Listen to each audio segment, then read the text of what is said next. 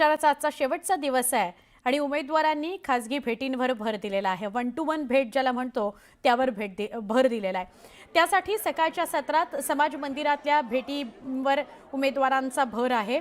माजी सत्तारूढ पक्षाचे नेते आणि भाजपचे निवडणूक प्रमुख असलेले अनुभवी उमेदवार गणेश बिडकर यांनी हाच मार्ग भारी आहे असं म्हणत सोमवार पेठेतील जैन मंदिरात जाऊन जैन बांधवांसोबत नाश्ता केला, गप्पा केल्या।